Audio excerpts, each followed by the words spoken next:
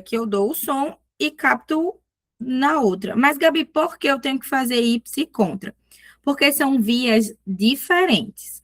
Porque, ó, tem a via aferente e a via eferente. Vocês vão lembrar de A, vai, é o primeiro, vai, e é de eferente, vem. Então, o vai é o que está indo para dar a sensação, é o primeiro.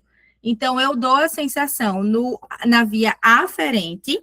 A pergunta que vocês têm que fazer na via aferente é assim: você escuta, esse som é forte? A via aferente, ela está preocupada em desencadear o reflexo. Então, a via aferente é a que dá a sensação daquele som.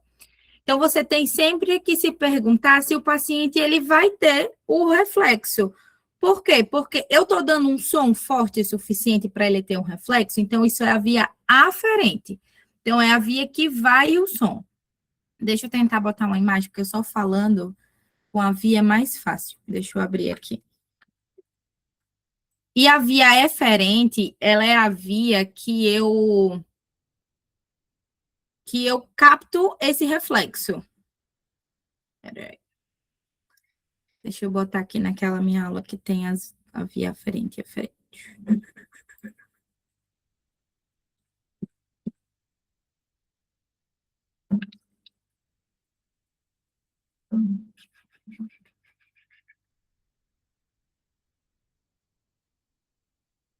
Vocês estão conseguindo ver a tela? Sim, dá para ver. Ó, então, na via ipsilateral, se eu risco, vocês conseguem ver? Dá para ver sim. Ó, essa via, orelha externa, média, orelha interna até tronco, isso aqui é via aferente. É a via que está indo com o som. Quando chega nervo facial e orelha média, é a via eferente, é a resposta do meu corpo. Basicamente é isso. A via aferente é eu dando estímulo, e a via eferente é a resposta do meu corpo. Então, na via aferente, eu vou ter reflexo ou não pela sensação, certo? Então, eu posso ter reflexo ou não, mas o que vai me importar? O meu limiar. Por quê? Porque a orelha interna, ela precisa ter uma sensação do som para mandar essa informação para o tronco encefálico, para ele mandar a informação para o nervo facial e falar: ei, esse som está forte, contraia. Então, a via aferente, quando eu estou no ipsi, eu estou fazendo com a mesma orelha. Então, eu vou olhar os limiares daquela orelha. Por exemplo, a orelha direita. Então, quando eu vou fazer em 500 Hz, eu tenho uma audição normal. Vamos imaginar que eu tenho uma audição normal, eu escuto em 10. Lá em 500 Hz, eu fiz a audiometria, eu sei que eu escuto em 10. Então, se eu dou um reflexo, se eu dou um som, né? Eu vou fazer meu reflexo, se eu dou um som de 90, eu vou ter reflexo presente pela via aferente? Sim ou não? Sim. Sim, porque 90, se eu escuto em 10, eu vou ter 80. Então, assim, sim, vai ser presente por aferência. Aí, na via eferente, o que me importa é se a minha orelha média tem alteração. Como que vocês vão saber? Pela timpanometria. Se tiver qualquer alteração, ou seja, se não for curva do tipo A, qualquer outra alteração vai ser difícil, porque lembra que eu falei que muda o volume? Então, se muda o volume, mesmo que eu tenha a sensação do som, mas se eu estou com a curva do tipo AR, por exemplo, eu não vou ter reflexo. Por quê? Porque lá está tão rígido que quando o meu músculo contrair, eu não vou conseguir identificar essa mudança, porque está muito rígido. Então, quando ele mudar para. Quando o músculo contrair, eu não consigo ver. Então, sempre que eu tenho alteração na orelha média, eu vou ter ausente por eferência.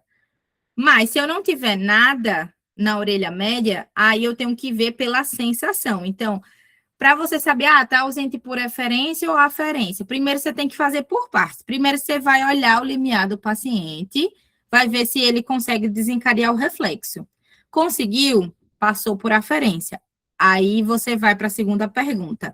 Certo, mas como está a orelha média? Tá ruim? Então vai ser ausente por referência. Tá boa? Vai ser presente o reflexo.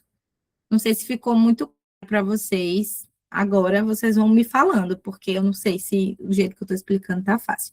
E aí, no contralateral, eu vejo a via por completo, as duas Gabi, orelhas. só um instantinho. Como é que pode dar ausente por aferência?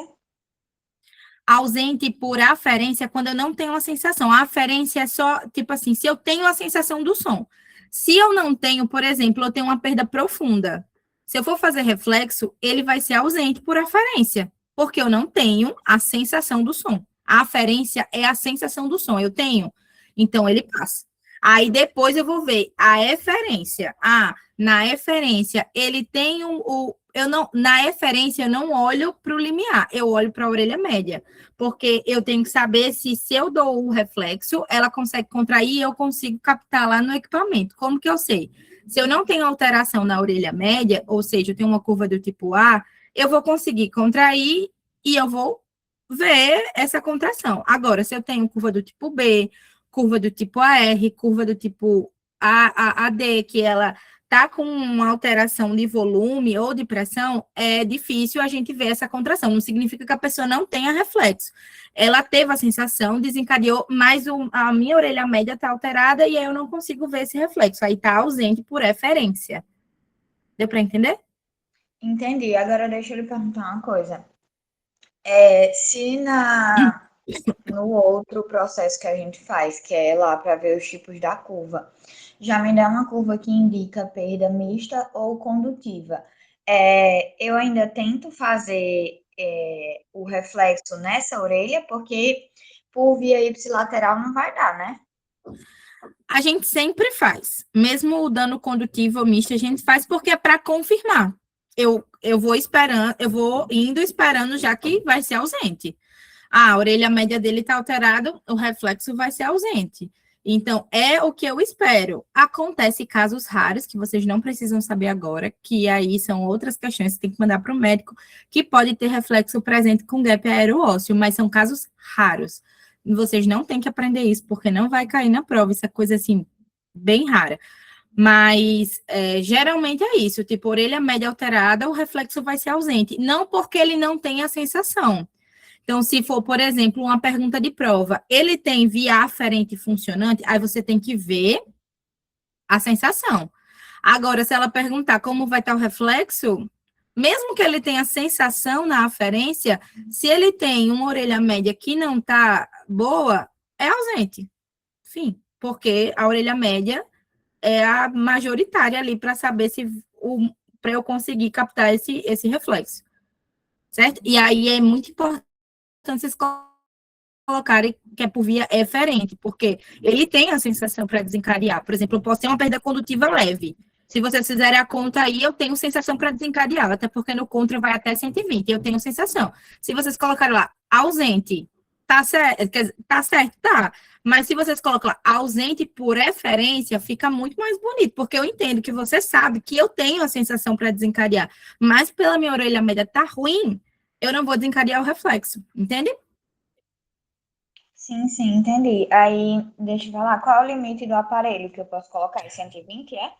No ipsilateral, é uma sonda. Então, a sonda ipsilateral, eu estou testando o mesmo lado. Então, quando vocês forem olhar limiar, vocês vão olhar tudo daquela orelha. Ipsi significa igual. Então, ipsi da orelha direita é até 100, 110, 100. Colocar 100, o ipsi. Aí, no contra, lembra que é um fone TDAH e a sonda? Então, o fone, aí vocês lembram da audiometria, vai até 120.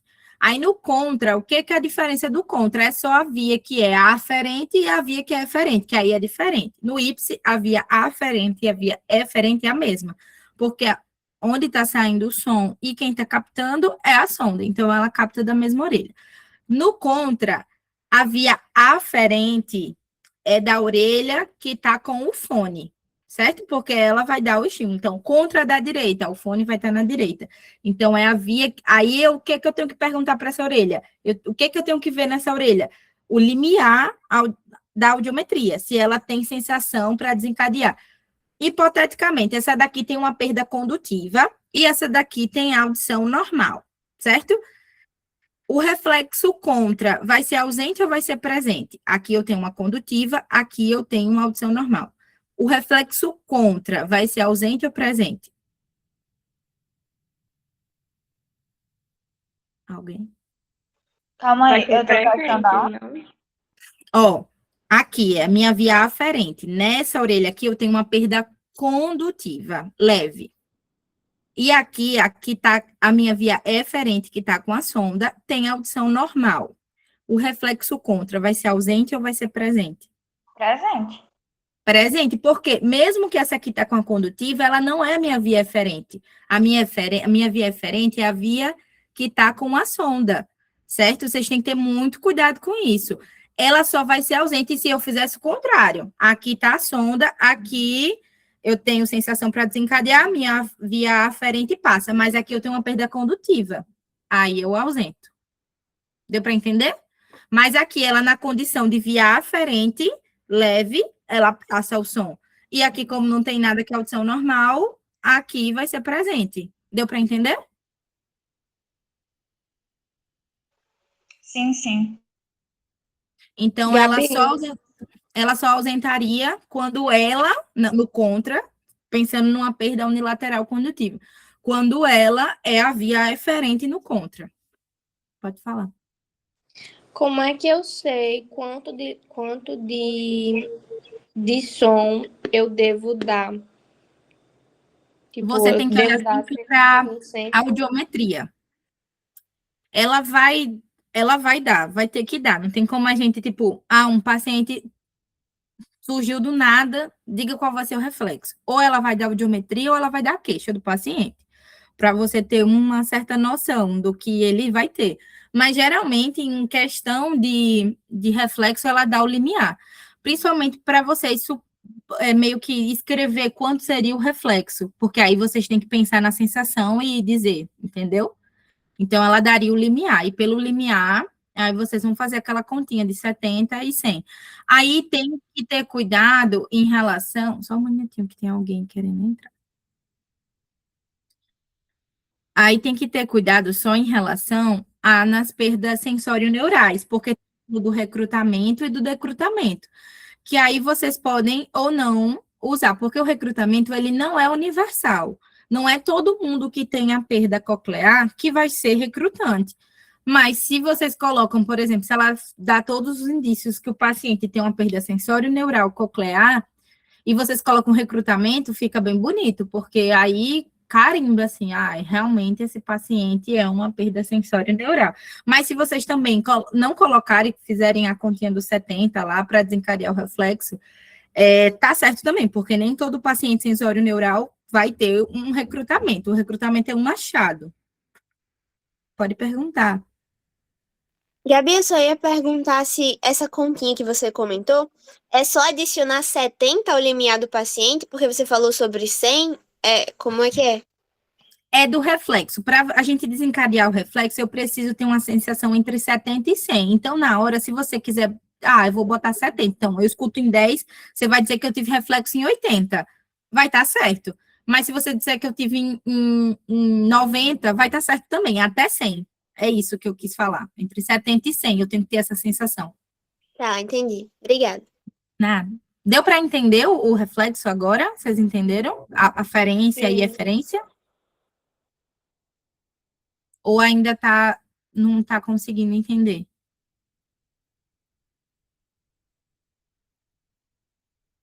Que não sei, deixa eu ver, tem uma pergunta no chat. Certo. Mascaramento efetivo, esqueçam o mascaramento efetivo. O mascaramento efetivo vocês usaram muito no paciente virtual, porque de fato vocês atenderam um paciente, então vocês calculavam o mínimo, e aí o paciente não respondia com o mínimo, descia até achar o efetivo. Na prova, não vai ter mascaramento efetivo, ela já vai dar a óssea, e vai perguntar quanto de mascaramento, provavelmente. Então, calcula o mínimo e o máximo para aquela óssea. Não precisa espelhar. Se ela já deu a óssea lá embaixo e está perguntando quanto de mascaramento ela usou, vocês não vão espelhar, vocês já vão direto na óssea que ela deu. Porque vocês já vão calcular quanto de mascaramento era para ter usado, por exemplo. Deu para entender isso?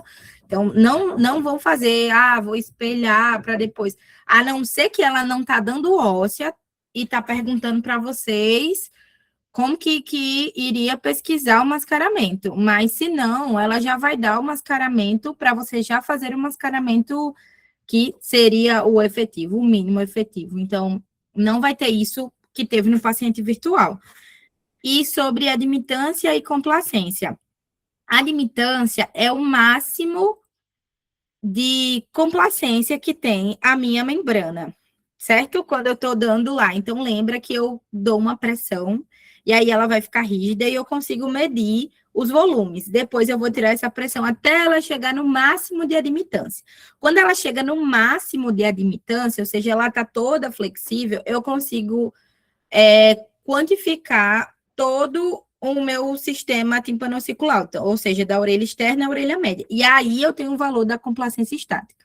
A complacência estática é a mesma coisa de orelha média. É ela que a gente vê, é o volume da orelha média que a gente usa para classificar as curvas timpanométricas. Então, se eu fosse falar, ela não vai pedir conceito, nunca vi, não vai ser a primeira vez, ela nunca vi uma prova de LN assim, diga o que é uma admitância, diga o que é, não vai ser, é só raciocínio clínico. Então, o que eu acho que seria importante é você saber o que é complacência estática, que é a mesma coisa do volume da orelha média, que a normalidade é entre 0,3 a 1,65. Que isso também vocês não precisam decorar, que ela coloca no quadro. Se ela esquecer, eu peço para colocar, porque ela sempre coloca, tanto a pressão, que é normal, e ela coloca a normalidade, né? Então, vocês têm que ter noção o que é anormal. O que é abaixo, ou seja, uma R é abaixo, e a D é acima, a pressão na C, que é alterada. Então, essas coisas vocês têm que ter aí na mente. Mas ela dá o valor de normalidade para vocês, de pressão e de complacência, que é a mesma coisa de volume da orelha média. Não sei se eu respondi, Bia, as suas perguntas. Pode perguntar. Eu tô com dúvidas sobre essas curvas. Como relacionar elas com o tipo da perda? Certo, joia. Principalmente se ela tem alteração condutiva, porque a timpanometria, ela é um exame estrutural, ela não é um exame auditivo, então, não importa grau, para ela, tanto faz. Ela vai ver se tem alteração dentro do conduto. Então, a primeira coisa que você tem que se perguntar na audiometria é se tem alteração no conduto. Então, tem alteração condutiva, tem alteração mista, tem perda condutiva ou mista, a timpanometria não pode estar normal. Quando que a timpanometria está normal? Quando a etiologia, a causa da perda não é. Então, nas perdas sensório-neurais. Numa perda sensório-neural, a timpanometria está normal, porque o problema é após. Então, independente se é uma perda profunda, ele vai ter curva do tipo A. Porque você concorda comigo que ele não tem alteração, agora, o problema dele é lá na cóclea. Então, a membrana dele vai estar normal, funcionando. Agora, se ele tem uma alteração mista, aí vai ter, né, alguma coisa vai estar alterada. Aí depende da queixa, né? Ela vai relatar as queixas, porque, de fato, assim, o quê? Como que eu sei que é uma R olhando pela uma condutiva? Não tem como, tem que ser pela queixa e pelo histórico do paciente, para você pensar se é uma B, uma R, uma AD ou uma C. Vou dar dicas para vocês. Então, quando é uma curva do tipo C, geralmente é quando a gente tem dificuldade, né? A pressão está alterada. Então, é aquele paciente, aquela sensação que a gente tem quando sobe numa serra, quando a gente pega um avião que fica com o ouvido tampado. Então, a gente não consegue abrir a tuba auditiva para equalizar a pressão. Então, é aquela sensação de ouvido tampado o tempo inteiro. Então, geralmente, ela vai dar queixas como: paciente subiu na serra e aconteceu isso, isso e isso. Como que tá a timpanometria? Ou então, paciente viajou de avião. Ela vai dar algum indício que teve alteração de pressão da atmosfera, para ser uma curva do tipo C. Sem isso, não tem como vocês adivinharem. Então, provavelmente, ela dá esses indícios para vocês, da curva do tipo C. A curva do tipo B, É otite. Então, se tem algum caso, assim, paciente relata otorreia, paciente relata histórico de otalgia, que é dor, paciente tem... Então, tem que ter um histórico de gripal, tem que ter um histórico que o paciente tem essas alterações, para aí, então, vocês fazerem uma curva do tipo B. A autoesclerose, que é mais relacionada à do tipo AR, ela vai ter que falar, ou então assim, é muito difícil, porque agora para vocês não tiveram tanto etiologia, mas a otosclerose, ela é mais comum em mulheres e após a gravidez. Então, já caiu em prova de residência, por exemplo, tipo, paciente relata pior auditiva após gravidez, a mãe tem a mesma dificuldade, não, qual a curva timpanométrica? Normal de cair em prova de residência. Por quê? Porque você tem que associar que a otosclerose acontece tudo isso. É uma curva do tipo AR. Então, ela tem que dar essas queixas, tipo, disjunção da cadeia. É muito difícil ela cobrar, assim, eu acho, ao meu ver. Eu acho que as mais fáceis para ela cobrar, pensando no histórico, que é muito clássica, é a curva do tipo B, que é uma otite, ou ela dá uma audiocondutiva, que aí é uma audiocondutiva, uma audiometria do tipo condutiva é clássica, uma do tipo B. Então, assim, ela dá uma audiometria e você, ai meu Deus, é a R ou a D, por exemplo, eu acho que não vai ter tanto essa nuance assim, sabe? Acho que é muito específico. Eu acho que você é só pensando, a atosclerose é rigidez, é autosclerose. A do tipo AD é disjunção de cadeia, só para ter em mente, porque vai que, né? Eu não sei, eu não vejo a eu vejo só no dia, aí no dia eu não falo com vocês, porque eu sou boca de sacola. Mas é assim, é bem pontual. É geralmente uma condutiva do tipo B e alteração de pressão do tipo C. Ela coloca as mais fáceis, se for pedir dessa forma, tá? Não sei se eu respondi, Ana, sua Respondeu pergunta. sim, obrigada, viu? Mais alguém? Não sei se alguém falou.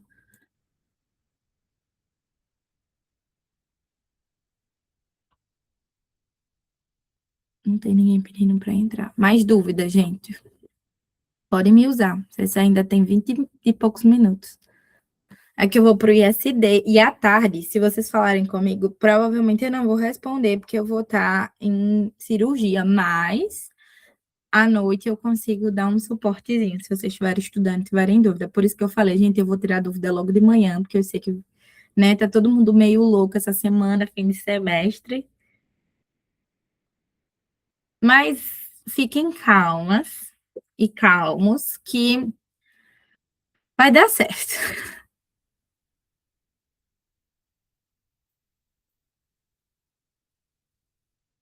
De reflexo, tudo bem? Mais alguma dúvida do reflexo? Do desenho também. Desenhar as curvas timpanométricas, tudo bem para vocês? Não. Vamos lá.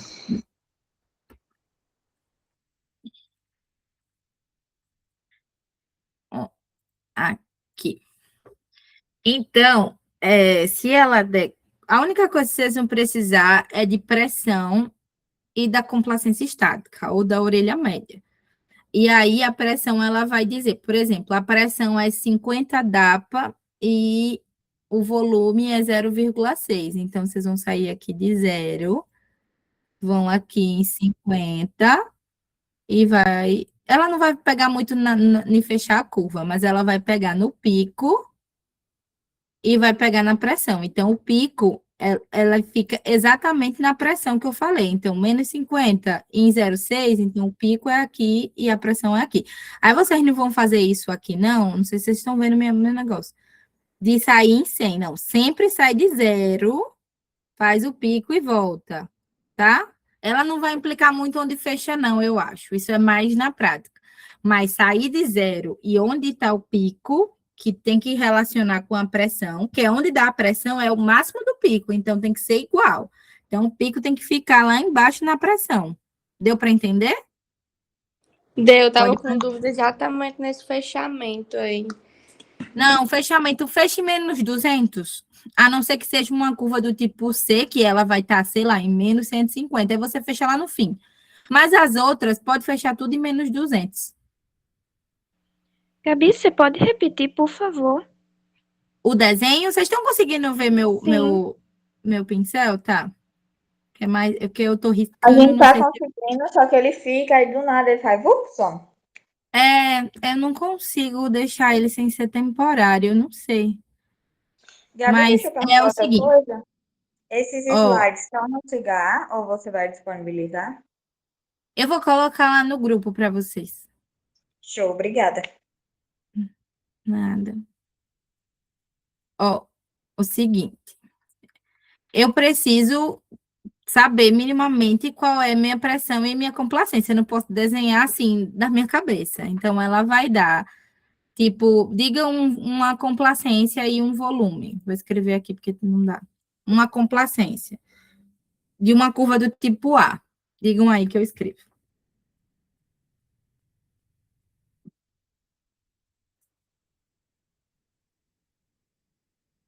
1 e menos 50. 1 de ml e a pressão é menos 50 DAPA. Certo? Então, meu pico vai ser... Aí aqui tem 1, tá vendo? Vocês acharam 1 aqui? 1. E menos 50, vocês acharam aqui? Pronto. Então, meu pico vai ser em 1 e menos 50. Tem que ser exatamente na pressão. Aí eu vou vir aqui de 0. Agora a Fazer gente não tá vendo mais, viu, Gabi? nada. Nada. Ai, será que é porque eu botei em tela cheia? Agora. Agora a gente tá vendo. Pronto, agora tá. Só dá para ver assim. Vocês conseguem ver o pico? É porque tá meio torto, porque eu não tenho muita psicomotricidade. Mas é aqui, ó, o pico em 1 e aqui tá menos 50, certo? Deu ou tá difícil ainda? Entendi. Aí como é que eu preencho esses quadrinhos aqui de baixo? Aí ou ela dá um ou ela dá outro. Ou se ela der uma curva e você vai ter que fazer igual eu pedi, a curva do tipo A. Ou então ela dá uma audiometria, tipo uma perda sensória neural. Você vai ter que pensar qual é, e aí você vai ter que criar. Aí você vai colocar a mesma coisa aqui embaixo. Então, onde está escrito, é porque eu não estou conseguindo. Complacência estática, tá vendo? Complacência estática é 1, porque a gente não fez 1. É que não dá para escrever, eu vou falar, porque não vai sair. Mas a complacência estática é o volume da orelha média, é esse pico aí. Então, é 1, tem que ser 1, certo? Supondo aqui que a orelha é direita. E a pressão é menos 50. Então, na pressão, menos 50 dá. O gradiente, se vocês não quiserem responder, ou então bota 0,3. Sei lá. Porque ela não cobra muito gradiente, não. Mas só na curva, tipo assim, a curva do tipo A, o gradiente, ele na verdade é para dizer se tem pico ou não. Então, acima de 0,2 ele fica meio duvidoso. Então, 0,3 já significa que ele tem um pico, que ele não é plano. Aí, e o volume da orelha média, eu sempre coloco 1, assim, quando é questão de prova, porque é muito variado, não tem uma normalidade. Vocês não podem colocar um volume de orelha externa muito, que é o primeiro, né, do quadrinho. Muito, tipo assim, 2. Imagina um conduto 2, para a gente olhar. Imagine que é o tamanho, então, o tamanho do conduto da pessoa. Ser um volume de 2, tem que ser um idoso ou uma pessoa muito grande para ter um volume assim. Geralmente os volumes é de 1,08, mulher é 0,8, homem 1. Então vocês podem adotar isso assim, sabe? Para não ficar, ai meu Deus, quanto que eu vou colocar aqui? E geralmente é igual, um lado e outro. Tipo, a orelha direita é parecido com a orelha esquerda, tá? Então, é uma perda é uma curva do tipo B, Gabi. Eu vou zerar tudo? Não, porque ele tem conduto, então na orelha externa vocês têm que colocar um volume. Vocês não podem colocar volume na complacência estática. Certo? Que é a orelha média, que aí não dá para medir, mas a orelha externa a gente consegue medir. Deu para entender? Sim, sim. E aí é isso. Só que esse volume da orelha externa, a gente não desenha aí, ele é só para informação no quadrado. O que a gente desenha é complacência estática para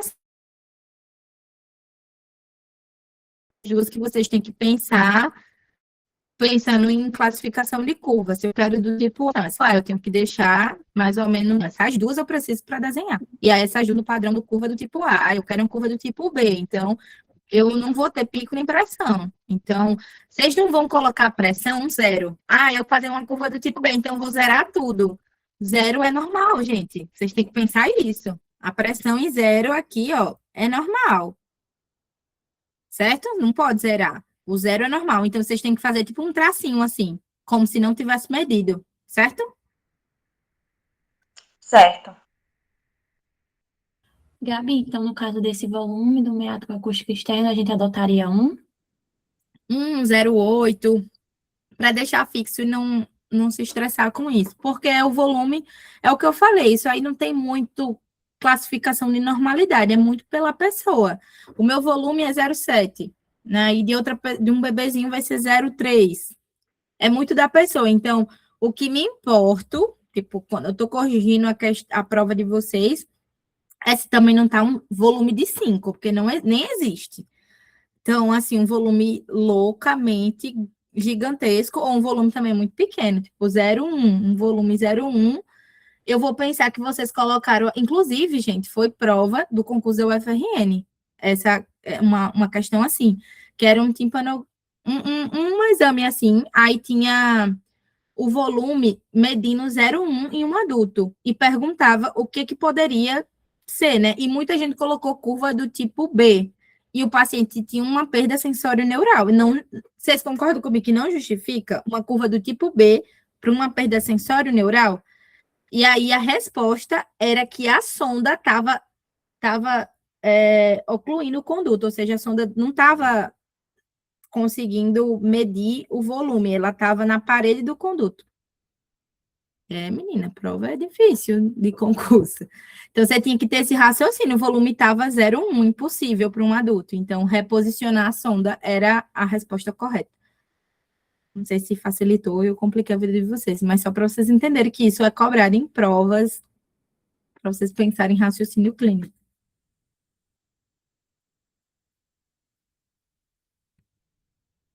Mas deu para entender, né? Porque eu falei para vocês considerarem 1, 0,8, e geralmente colocar igual nos dois ouvidos. Podem perguntar. Gabi, eu não sei se você explicou, não consegui estar presente na monitoria, mas agora eu consegui sentar para assistir. Você poderia falar ou explicar bem superficialmente a parte do cálculo que a professora Eliane ela fez da imitância, sendo que eu não consegui compreender. Do cálculo do volume? Eu acredito que seja. Eu não sei se ela cobra, nunca vi ela cobrar, mas é basicamente o seguinte: quando a gente vai fazer, a gente consegue dar uma pressão muito rígida, né? Dar uma pressão extrema e a membrana fica rígida. Então, a gente consegue medir. Meu Deus, deixa eu ver se eu consigo apagar isso aqui. Borracha. A gente consegue medir a orelha externa. O volume da orelha externa, que é esse primeiro quadradinho aqui. Aí vai ter, tipo, sei lá, vou botar aqui 0,6, certo? Aí depois, quando eu tô no máximo de admitância, eu consigo medir todo, meu Deus, que desenho horrível, todo o conduto. E aí o volume é de 1. Aí como que eu faço para saber a orelha média, que é esse X aqui, ó? É só diminuir 0,6 por 1, que aí seria 0,4 o volume da orelha média. Não sei se ficou claro. É tipo assim, eu consigo medir uma parte, que é o conduto externo, onde a gente coloca o espéculo para ver se tem cera ou não. Aí depois, quando eu deixo ela rígida, depois eu deixo ela muito flácida, eu consigo medir tudo. Aí, medir tudo, eu tenho um volume de 1. Aí, só que eu quero saber da orelha média. Aí é só eu tirar essa parte aqui que eu medi com um todo. E aí dá o volume da orelha média. Isso é um equipamento específico, que é o AZ7, que não tem na clínica. Então, nunca na vida de vocês no estado, vocês vão precisar fazer esse cálculo. Porque o equipamento, ele já dá o volume da orelha média. Ele mesmo faz isso. Todos os equipamentos hoje em dia. Já sai tudo bonitinho. Tem mais algum cálculo além desse na imitância? Na imitância, não. Ok. Muito obrigada. Nada.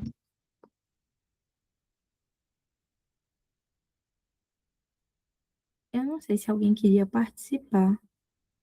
Tem alguém, se não sei, não estou acompanhando o WhatsApp, depois vocês me falam se tem alguém que está querendo entrar e não, que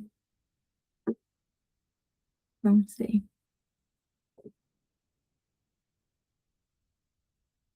E aí, pessoal, mais dúvidas? Deixa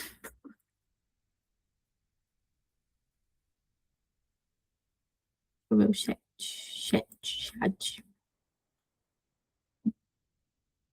Ah, pode falar de novo sobre recrutamento e decrutamento? Posso. Então, o que é o recrutamento e o decrutamento? O reflexo, para ele ser desencadeado, eu preciso ter um volume forte. Imagina se a gente tivesse esse reflexo toda hora ativado. Se fizesse assim, ó, a gente ia estar achando muito alto. Isso acontece muito com o paciente que é implantado, que a gente tem que criar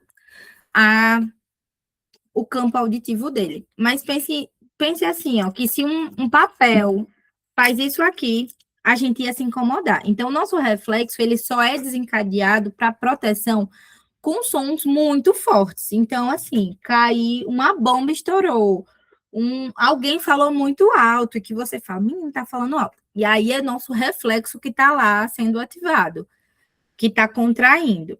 Então, mas quanto para esse reflexo? Foi feito, né, pesquisas, e aí descobriu que pessoas normovintes, pessoas que têm audição normal, elas conseguem desencadear esse reflexo frente a um som de 70, entre 70 e 100 de sensação. Então, o que significa isso?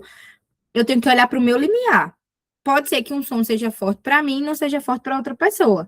Então, a normalidade, então, sempre vocês têm que olhar. Não é que, tipo, eu dou 70, todo mundo vai ter reflexo. Não, eu preciso ver o limiar por frequência, nas frequências de 500 a 4.500, 1.000, 2 e 4, e ver se o meu limiar me permite desencadear o reflexo entre 70 e 100 de sensação, tá? Então, é dBNS, nível de sensação. Aí, o que acontece? Existem dois fenômenos que a gente pode verificar no reflexo, que é o recrutamento ou o decrutamento. Esses fenômenos, eles estão relacionados com perdas do tipo sensório-neurais. E aí, o recrutamento com a parte coclear e o decrutamento com a parte retrococlear. Vou explicar para vocês. O recrutamento é quando eu desencadeio o reflexo em intensidade menores. Então, por exemplo, quando eu vou fazer a conta, o diferencial lá, eu pego o meu limiar, eu pego quanto eu tive o reflexo e o valor dá menor que 70, ou seja, dá 60. Significa que com 60, um som de 60 já me fez desencadear o reflexo. Isso significa que eu tive um recrutamento. Eu tive um reflexo antes do que eu era esperado. Por que isso acontece? Porque os pacientes têm lesão de células ciliadas, então é como se o corpo tivesse uma distorção do som. Então, ele começa a ter muito incômodo. E é uma queixa auditiva que chega em clínica, o paciente falar que se irrita em ambientes ruidosos, mesmo ele tendo perda auditiva. Provavelmente esse paciente é recrutante, ele tem um recrutamento auditivo que a gente consegue ver quando faz o diferencial, que é o contra menos o limiar, naquele quadradinho. E aí a gente consegue ver. Deixa eu tentar compartilhar para vocês lembrarem aqui onde que a gente vê isso do recrutamento no exame.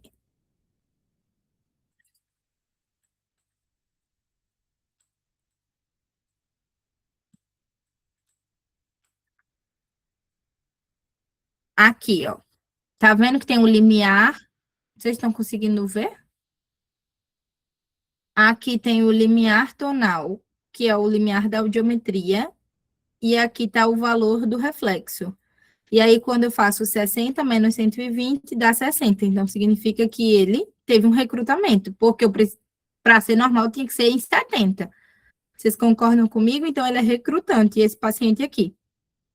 Porque ele precisou de pouco som para desencadear o reflexo.